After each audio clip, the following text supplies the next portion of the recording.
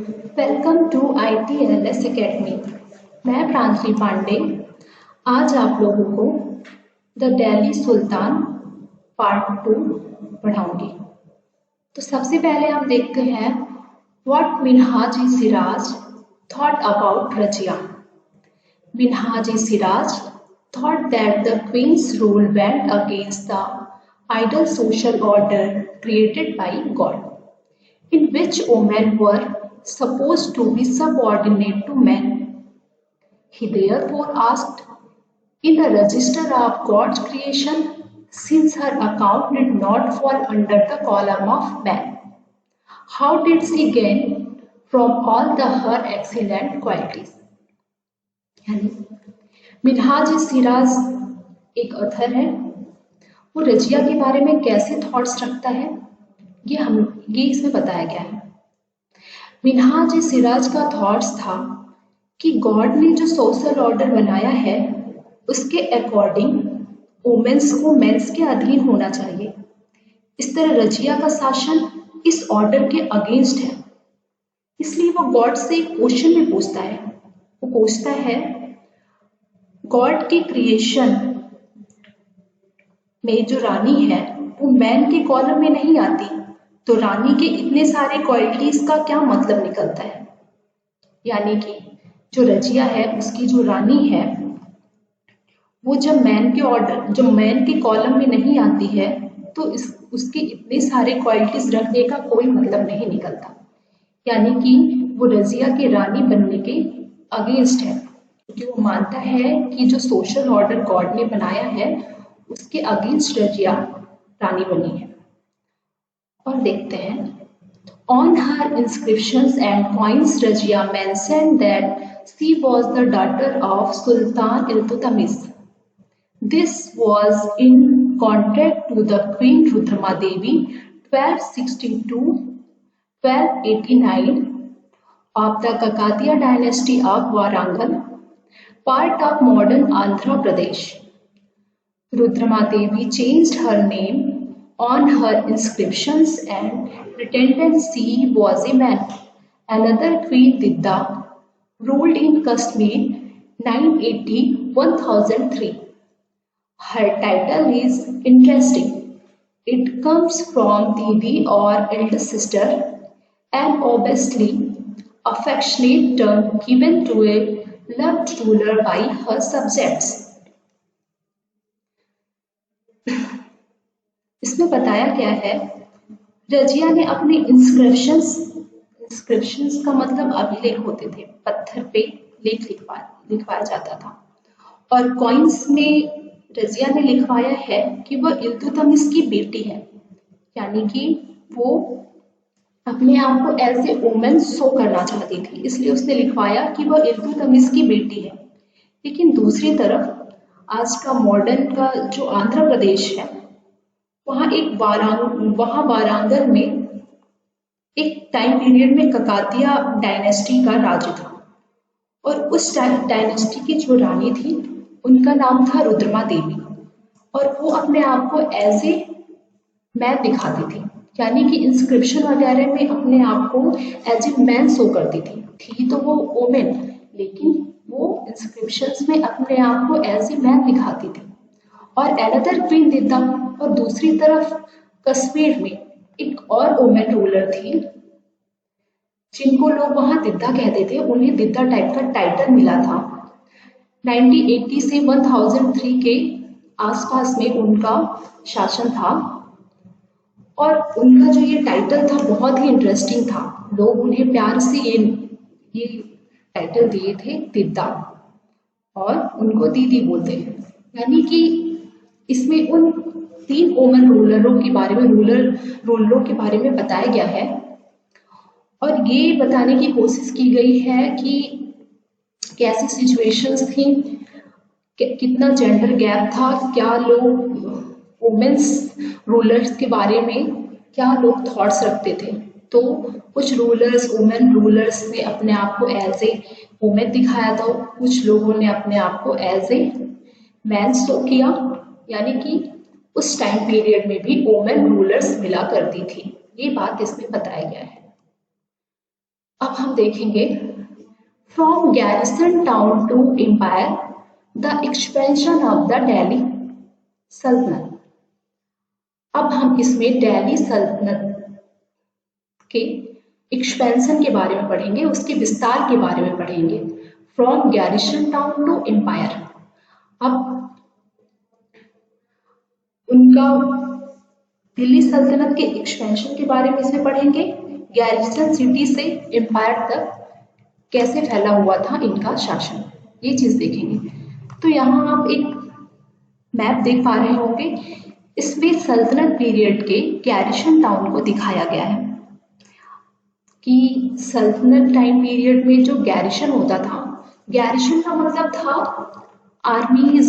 सल्तनत पीरियड के जो आर्मीज थे, एक टाउन बनाया जाता था, उनकी किलेबंदी की जाती थी और उसी को गैरिसन टाउन कहते थे। उसमें आर्मीज रहते थे, सल्तनत पीरियड के आर्मी जिसी गैरिसन टाउन में रहते थे। तो सल्तनत सुल्तानों ने गैरिसन टाउन कहाँ कहाँ बनाया था, कहाँ कहाँ बसाया था, वो इस मैप में आप देख पा रहे होंगे। तो अजमेर में बनवाया था, मुल्तान में था, दिल्ली में था, लखीमपुर में था, बनारस में था, अवध में। इन सारे जगह इनके गैरिसन टाउन हुआ करते थे सुल्तानों के। देखते हैं। In the early 13th century, the control of the Delhi sultans rarely went beyond heavily fortified towns occupied by garrisons.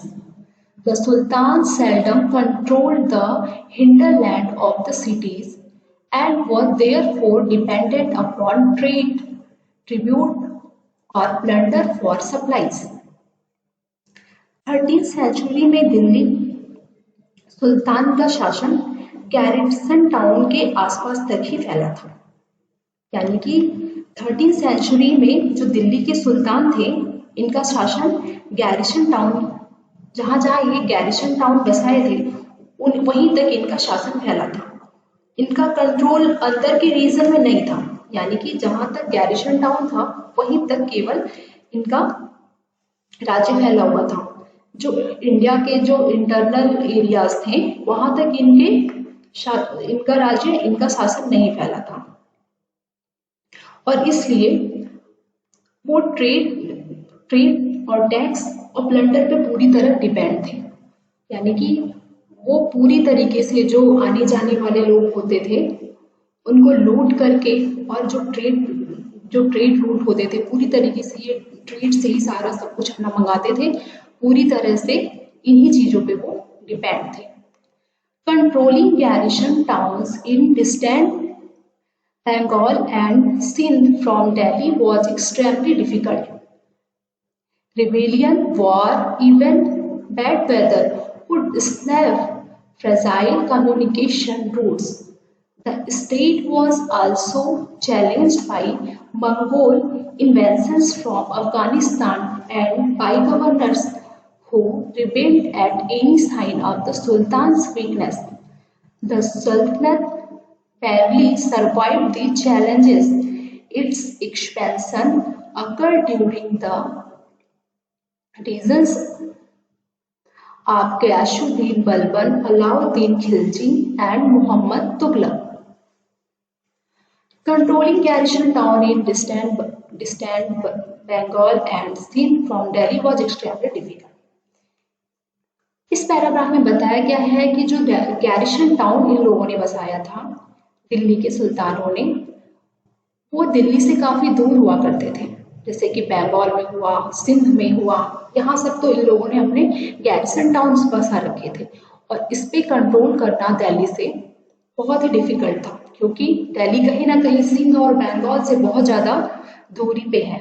इसलिए, और उस टाइम में rebellion, war, even bad weather, ऐसा कुछ भी अगर सिचुएशन हो जाता था, अगर मान लो अचानक से वार हो गया या फिर मौसम खराब हो गया, बैड वेदर हो गया, तो इस टाइम में उनका कम्युनिकेशन पूरी तरीके से उनके आर्मी से कट जाते थे और उन पे कंट्रोल रख पाना, इन गैरिसन टाउन पे दिल्ली से कंट्रोल कर पाना बहुत ही डिफिकल्ट हो जाता था।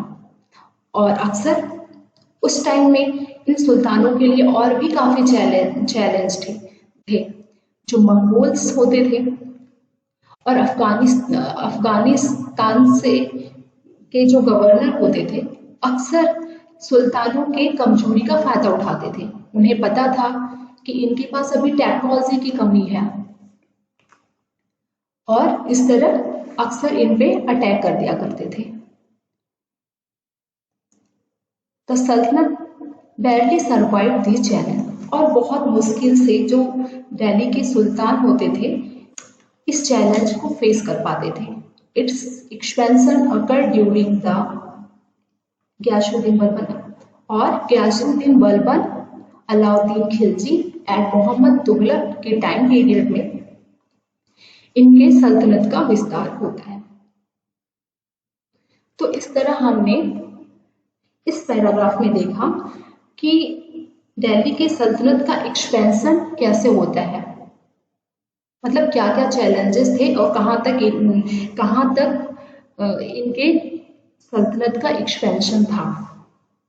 ये चीज हम लोगों ने इस पैराग्राफ में देखा। गैरिसन टाउन तक ही इनका एक्सपेंशन था और बाद में धीरे धीरे गयासुद्दीन बलबन, अलाउद्दीन खिलजी एंड मोहम्मद तुगलक के टाइम पीरियड में थोड़ा एक्सपेंशन होता है।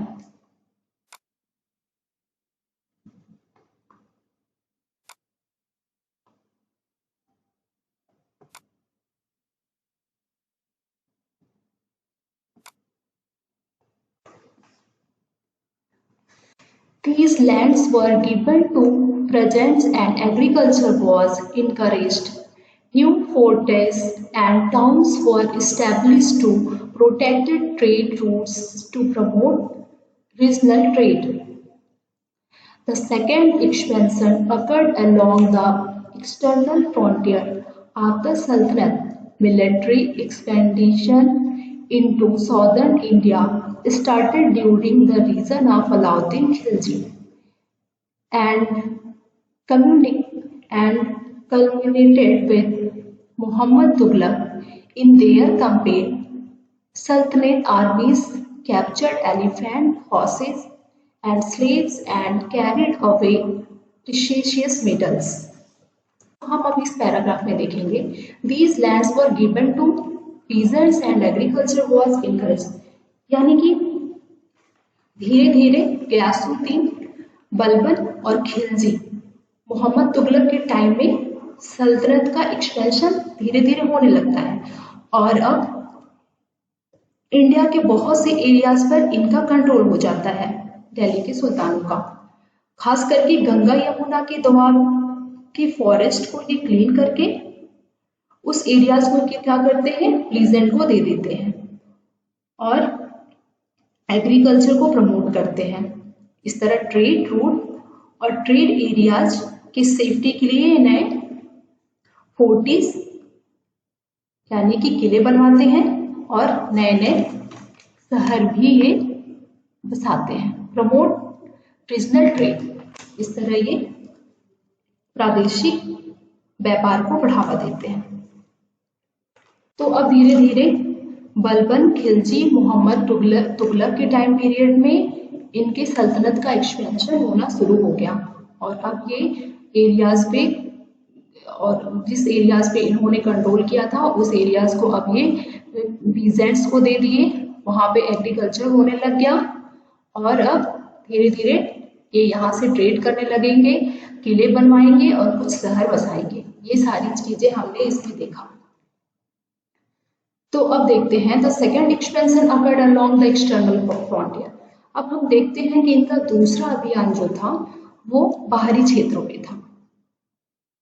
मतलब अभी तो इंडिया के एरियाज में गंगा यमुना दोआब के क्षेत्र पे इन्होंने कंट्रोल किया और वहाँ जो इन्हें एरियाज मिले थे उन्हें ये किसानों को दे दिए और वहाँ एग्रीकल्चर को प्रमोट किया और उसके बाद से वहाँ पे बहुत सारे किले बनवाए, टाउन और वहाँ पे बहुत सारे शहर बसाए। ये सारा हमने इस पैराग्राफ में देखा।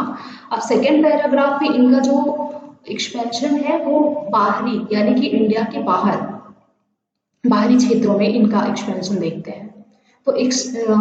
तो military expedition into southern India started during the Alauddin Khilji. और इनका जो मिलिट्री अभियान था वो साउदर्न इंडिया की तरफ स्टार्ट होता है अलाउद्दीन खिलजी के टाइम पीरियड में। अलाउद्दीन खिलजी के टाइम पीरियड में इनका साउदर्न इंडिया की तरफ इनका अभियान शुरू होता है। और वहां पे और मोहम्मद तुगलक के टाइम पीरियड पे ये एकदम टॉप पे रहता है ये अभियान, यानी कि एक्सपेंशन जो हो रहा है वो मोहम्मद तुगलक के टाइम पीरियड में एकदम टॉप पे रहता है। खिलजी के टाइम पीरियड में तो इनका मिलिट्री अभियान साउदर्न इंडिया की तरफ होता है और मोहम्मद तुगलक के टाइम पीरियड में ये अपने टॉप पे रहता है इनका अभियान। मतलब इनके एक्सपेंशन का, इनके सल्तनत, इनके एक्सपेंशन का जो अभियान है वो टॉप पे था। इन देयर कैंपेन सल्तनत आर्मीज, और अपने इन अभियानों में जो दिल्ली के सल्तनत के आर्मीज होते थे, captured elephants, horse and slaves, बहुत सारे हाथी, घोड़े, गुलाम, स्लेव्स, गुलाम को पकड़ते थे और बहुत सारे सोने, चांदी, सिक्के, मेटल्स वगैरह इन्हें मिलते थे। यानी कि जब ये सैनिक अपने अभियान पे जाते थे तो अपने जो एनिमीज होते थे उनके आर्मीज को ये क्या करते थे, लूटते थे। तो वहाँ पे अटैक करते थे तो उन्हें वहाँ से एलिफेंट्स मिलते थे, हॉर्स मिलते थे, स्लेव्स, गुलाम मिलते थे और बहुत सारे मेटल्स मिलते थे जिनका ये फिर अपने यूज में लाते थे। By the end of Mohammad Tughlaq reign 150 years after somewhat humble beginnings, the armies of the Delhi Sultanate had marched across a large part of the subcontinent. They had defeated rival armies and seized cities. The Sultanate collected taxes from the peasantry and dispensed justice in its realm. But how complete and effective was its control over such a vast territory? अब हम इस paragraph में देखते हैं। By the end of Mohammad Tughlaq reign, Mohammad Tughlaq के time period के खत्म होने के टाइम में, जब मोहम्मद तुगलक का जो टाइम पीरियड था खत्म होने को था, 150 years आफ्टर इनकी शुरुआत होती है, इनके अभियानों की शुरुआत होती है। The armies of the Delhi sultanate across large of the world, और जो इनकी आर्मीज हैं, सुल्तानों की जो आर्मीज है वो सब कॉन्टिनेंट एरिया में, यानी कि भारत के आसपास के जो इलाके थे, जो क्षेत्र थे, उन पे इनका काफी कब्जा हो जाता है, लार्ज पार्ट पे इनका कब्जा हो जाता है। They did had defeated rival आर्मीज, और ये अपने जो राइवल्स के आर्मीज को हरा करके बहुत उनके सिटीज में ये कब्जा कर लेते थे, और अपने राइवल को जब ये डिफीट करते थे और उनके एरिया को ये सीज कर लेते थे और उन्हें क्या करते थे, अपने सल्तनत में मिला लेते थे। इस तरह इनके पास ऐसे ऐसे अभियान करते टाइम इनके पास बहुत सारे लैंड्स आ जाते हैं और इनके सल्तनत का एक्सपेंशन हो जाता है। द सल्तनत कलेक्टेड टैक्सेस फ्रॉम, और इस तरह इनके पास बहुत सारे लैंड्स आ गए और वहाँ पे जो किसान होते थे उनसे क्या करते थे, ये लोग टैक्सेस कलेक्ट करते थे। वो वहाँ पे खेती करते थे, एग्रीकल्चर करते थे और उससे ये लोग टैक्सेस लेते थे, और सब कुछ एकदम जस्टिस से हो, इसलिए बहुत अच्छे से सारी व्यवस्था की गई थी। But how complete and effective was it's control over such a vast territory, इस तरह इतने सारे लैंड पे इन लोगों ने अपना कब्जा कर लिया, इनके पास बहुत सारे लैंड्स आ गए। लेकिन अब बात यह है कि इतने वास्ट एरियाज पे, इतने वास्ट टेरिटरी पे ये किस तरह इफेक्टिव तरीके से कंट्रोल कर सकते हैं। मतलब अब उस वास्ट एरिया पे कंट्रोल करना बहुत मुश्किल हो रहा था, तो इफेक्टिव तरीके से उस पर कंट्रोल नहीं कर पा रहे थे। आगे देखते हैं। पहले दिल्ली सल्तनत का विस्तार केवल नॉर्दर्न इंडिया में था, और बाद में देखिए आप इस मैप में देख पा रहे होंगे कि नॉर्दर्न इंडिया से लेके पूरे साउदर्न इंडिया तक दिल्ली सल्तनत का एक्सपेंशन हो जाता है। तो इसमें उस एरियाज को शो किया गया है जहां बाद में दिल्ली सल्तनत का एक्सपेंशन हुआ। बंगाल दिखाया गया है, दिल्ली पहले दिल्ली में थे, दिल्ली से गुजरात तक के एरिया को अपने सल्तनत में मिलाया। यहाँ देखिए वारांगल, यहाँ केरला, तमिलनाडु, इन सारे एरिया तक इनका एक्सपेंशन हो चुका था। अब देखते हैं इस पिक्चर में आप कुव्वत अल इस्लामिक मस्जिद है दिल्ली में, उसको आप देख पा रहे होंगे। इसकी जो मीनारे हैं, इस मीनार को तो कुतुब मीनार कहते हैं, लेकिन ये जो पूरा आप एरिया देख पा रहे होंगे ये एक मस्जिद है जिसे कुव्वत अल इस्लाम मस्जिद कहते हैं। और इस मस्जिद को तो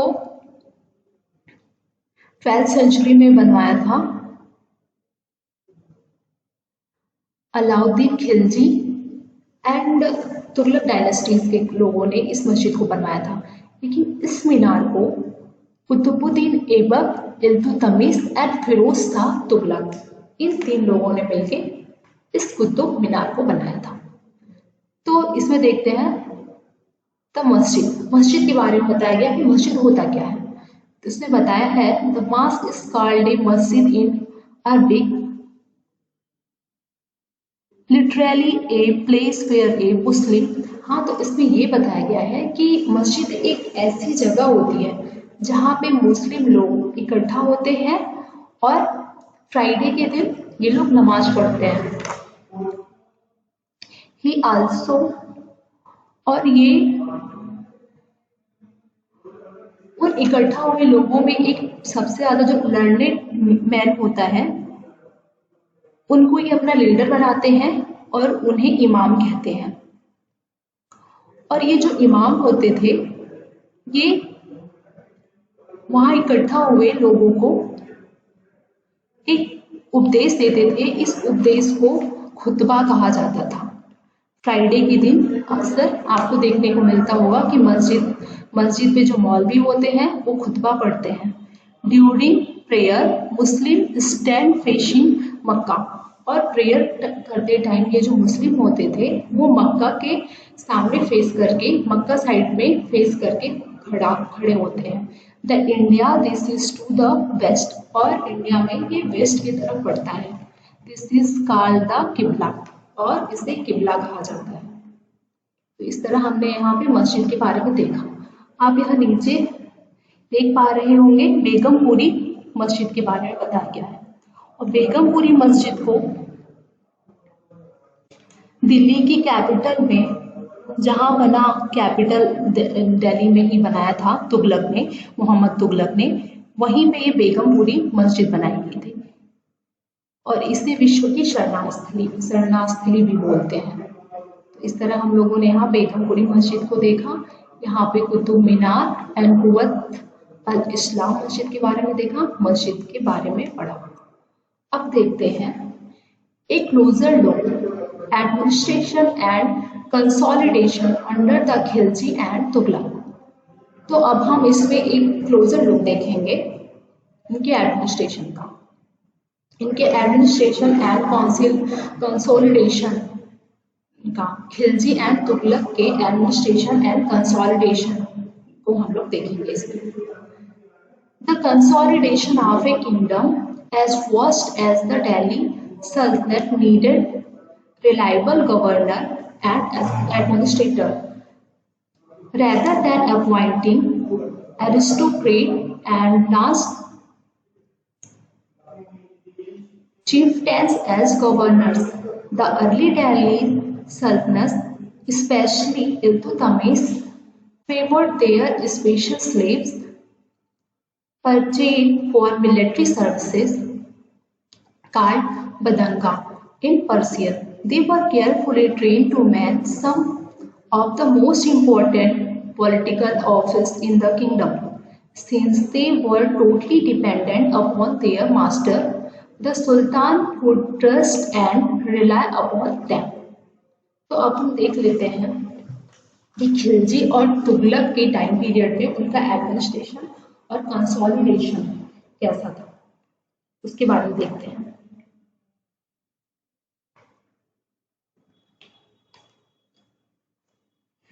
दिल्ली सल्तनत जैसे वास्ट किंगडम के लिए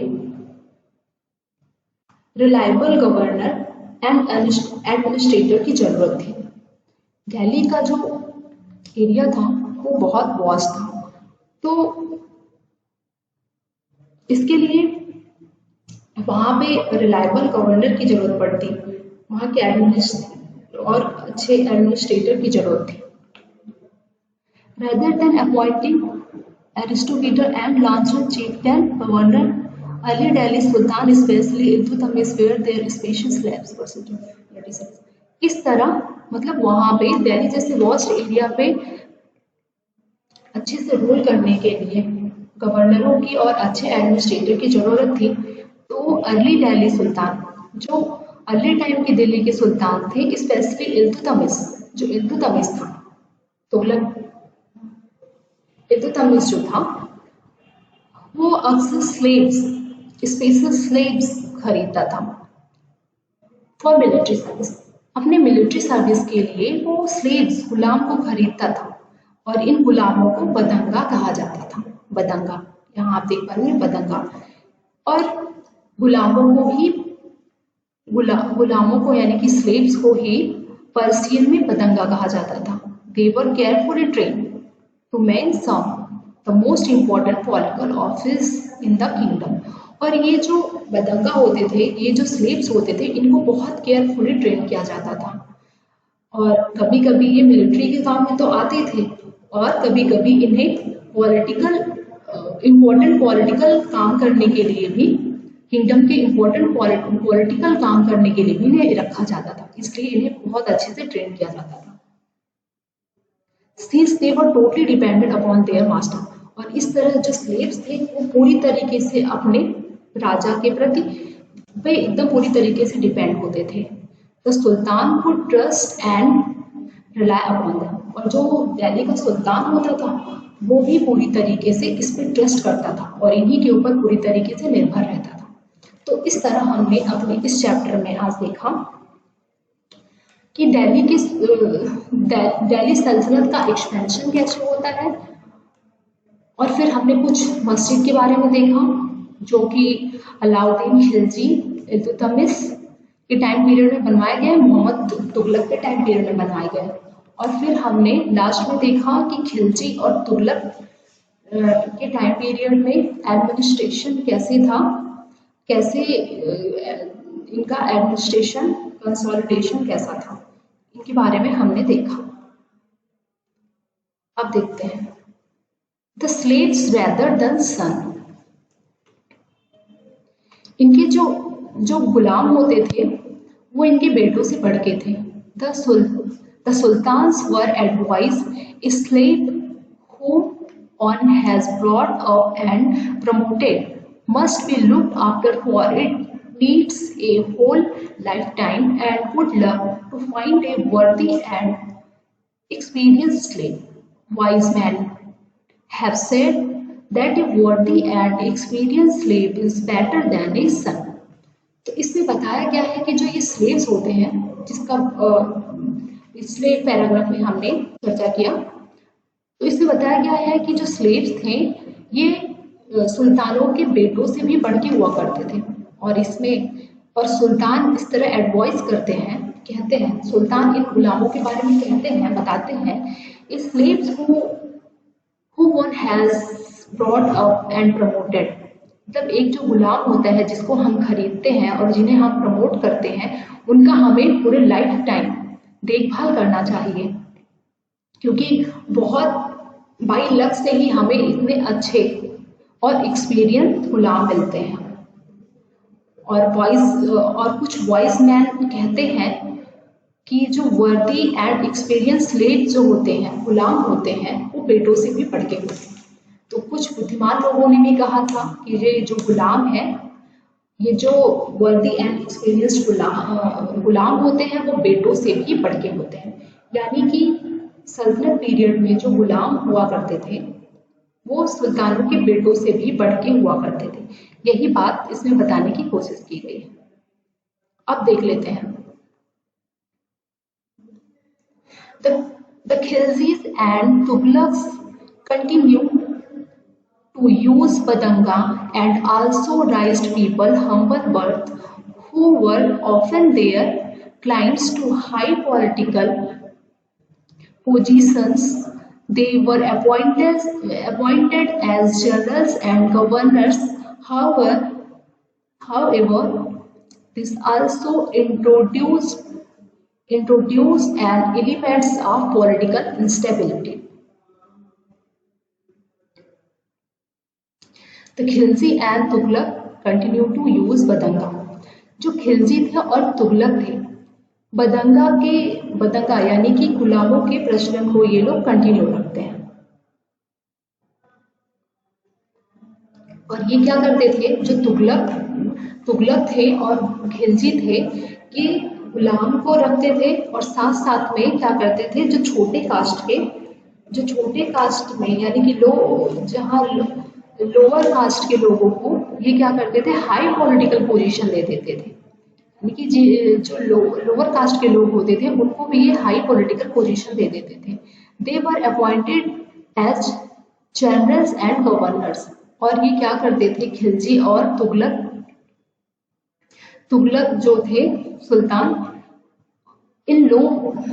ये जो लो कास्ट के लोग होते थे इनको एज ए गवर्नर और जनरल अपॉइंट कर देते थे। However, this also introduced an elements of political instability। और कभी कभी इस तरह जो ये छोटे कास्ट के लोगों को ये एज ए गवर्नर अपॉइंट कर देते थे, कभी कभी ये पॉलिटिकल इंस्टेबिलिटी का भी वजह बन जाता था।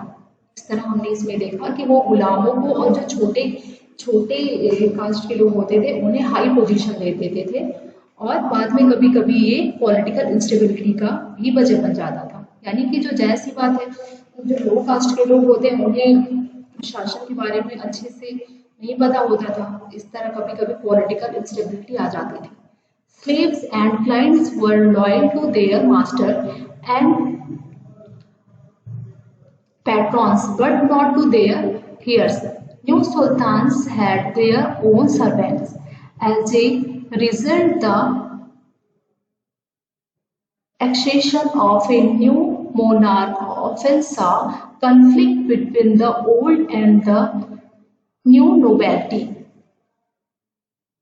The patronage of these humble people by the Delhi sultans also shocked many cities, and the authors of Persian Tawari criticized the Delhi sultans for appointing the low and base born to high offices। तो ये जो गुलाम होते थे और ये जो छोटे cast के लोग होते थे, इन्हें हाई पोजीशन वाला जो पॉलिटिकल पद दे दिया जाता था। इसका बहुत सारे अथर्स ने इसको क्रिटिसाइज भी किया है। जो तवारीख लिखने वाले लोग होते थे वो इस बात को क्रिटिसाइज भी करते थे कि इस तरह गुलामों को और इस तरह लो एंड बेस बोर्न के जो लोग होते थे उनको इतना हाई पद दे देते हैं, हाई ऑफिस का काम दे देते हैं, और अक्सर ये एक्सपीरियंस नहीं होते हैं इन काम में, और ये पॉलिटिकल इंस्टेबिलिटी भी उत्पन्न करते हैं। इस बेस पे अक्सर तवारीख लिखने वाले इस चीज़ का क्रिटिसाइज करते थे।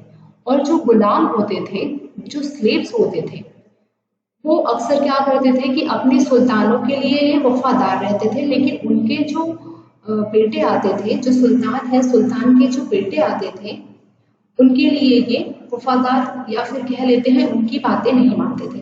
और अक्सर जो नए मोनार्क होते थे और जो पुराने मोनार्क हुआ करते थे, सुल्तान हुआ करते थे, इस बात को लेके उनके बीच में कन्फ्लिक्ट हुआ करता था। अक्सर कन्फ्लिक्ट रहता था कि आपके जो गुलाम हैं वो हमारे लिए लॉयल नहीं है, और जो नए सुल्तान होते थे वो अपने अलग अलग नए सर्वेंट्स और गुलाम रखते थे। इस तरह इस बात को लेके अक्सर इनमें कन्फ्लिक्ट हुआ करता था। और तवारीख लिखने वाले लोग इस तरह स्लेव्स का और जो बेस बोर्न के लोगों को जो हायर पॉलिटिकल पोजीशन दे दी जाती थी, इन सब बातों का वो लोग क्रिटिसाइज करते थे। तो इस तरह आज हम लोगों ने दिल्ली सुल्तान पार्ट 2 में इतनी सारी बातों को पढ़ा। Thank you.